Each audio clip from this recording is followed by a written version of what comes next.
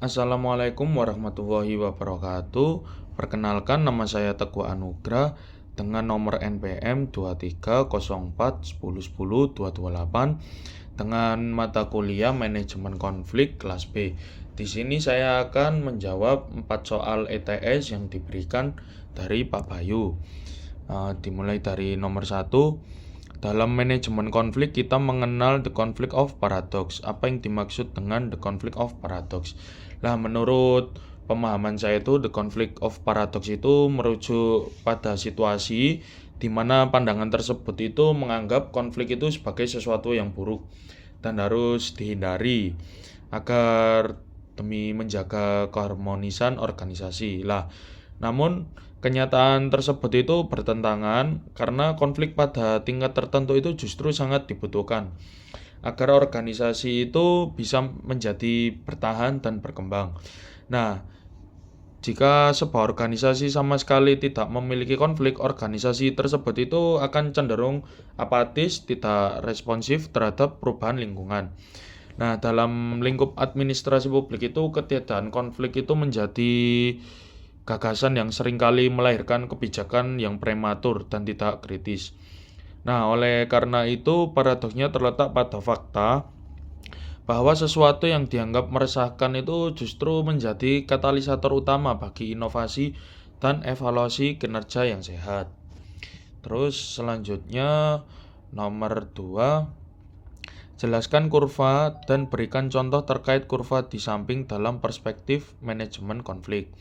Dimulai dari kurva yang paling kiri sendiri ini rendah atau stagnan. Nah, kinerja organisasi tersebut itu sangat buruk karena tidak ada dorongan untuk berinovasi.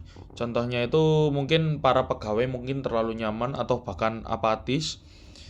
Nah, jika yang paling kanan sendiri bertuliskan tinggi atau kacau itu kinerja itu akan anjlok karena energi organisasi itu habis terkuras untuk perselisihan personal yang destruktif. Nah, sebaliknya jika tengah itu yang paling optimal, yang bertuliskan tingkat konflik optimal. Karena yang paling dibutuhkan yang kurva yang tengah. Nah, di titik ini itu pasti terjadi adu gagasan yang sehat. Nah, contoh kasusnya itu di sektor publik itu saat penyusunan APBD. Nah, jika eh, paling rendah konflik itu rendah, mungkin anggaran itu mungkin tidak tepat sasaran. Lah, jika yang paling tinggi atau kacau, rapat diwarnai saling lempar kursi atau ego sektoral yang ekstrim itu, APBD itu akan deadlock. Nah, namun jika terjadi pada tingkat konflik optimal, itu jika terjadi itu maka akan lahir dokumen APBD yang paling komprehensif dan berdampak maksimal bagi masyarakat karena terjadi perdebatan itu berbasis data mengenai alokasi dan dana pendidikan versus infrastrukturnya.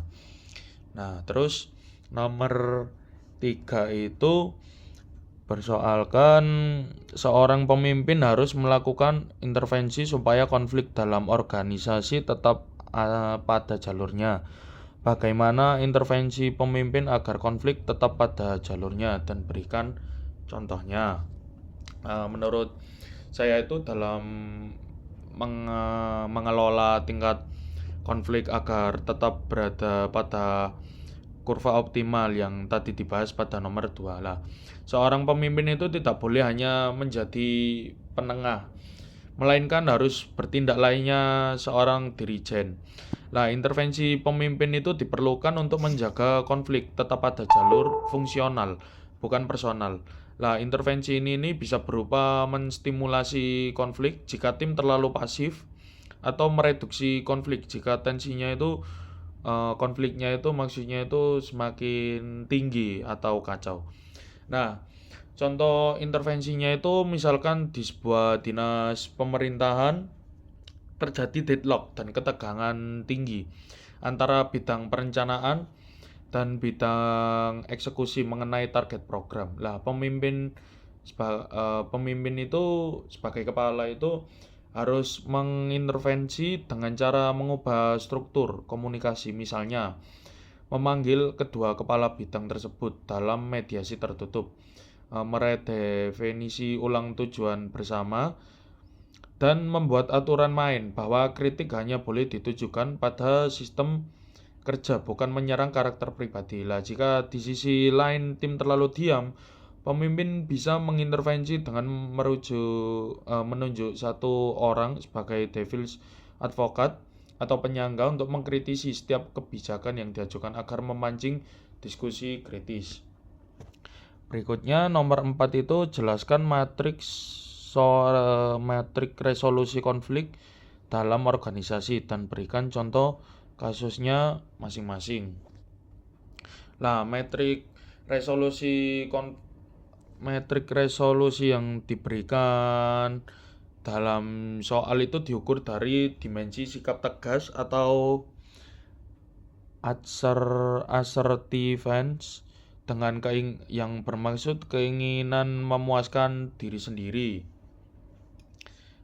Terus dan sikap kooperatif atau keinginan memuaskan pihak lain. Nah, jadi berdasarkan pada gambar tersebut itu analisis saya itu beserta contoh kasusnya itu di lingkungan birokrasi.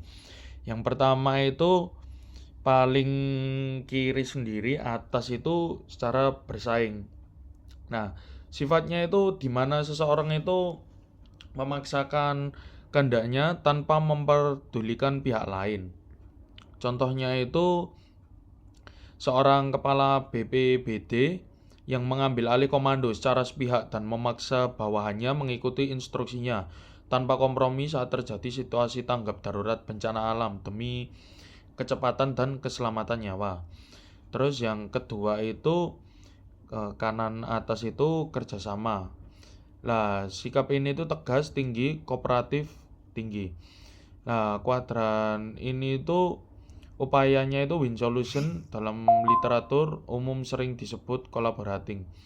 Nah, kedua belah pihak berupaya keras agar kepentingan masing-masing itu terpenuhi tanpa adanya yang dikorbankan. Contohnya itu Dinas Pariwisata dan Dinas Lingkungan Hidup itu berselisih soal pembangunan fasilitas wisata di kawasan konservasi.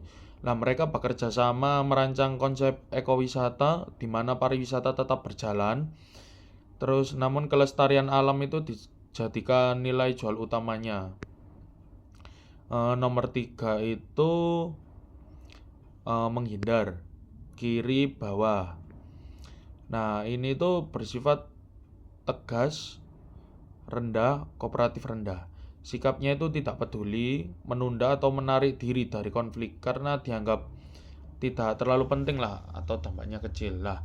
Contohnya itu manajer memilih untuk mengabaikan perdebatan kecil dua stafnya mengenai siapa yang harus membuat kopi di pantry, atau karena konflik tersebut itu tidak berdampak sama sekali pada kinerja pelayanan publik.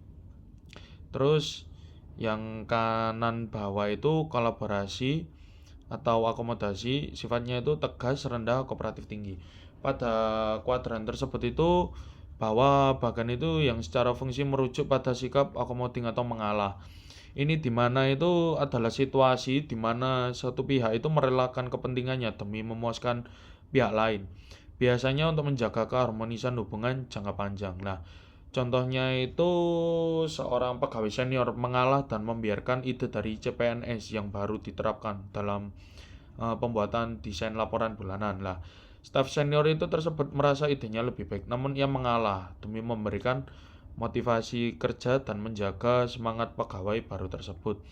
Kemudian yang paling tengah itu kompromistik, yaitu posisi di mana kedua pihak itu sama-sama mengorbankan sedikit kepentingannya agar tercapai jalan tengahnya. Jadi dicari jalan tengahnya itu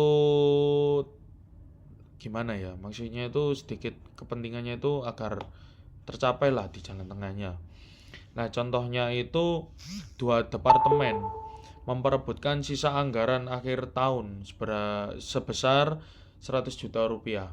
Karena sama-sama kuat dan butuh, mereka bersepakat membagi anggaran tersebut masing-masing 50 juta rupiah meskipun target awal itu mereka tidak tercapai penuh.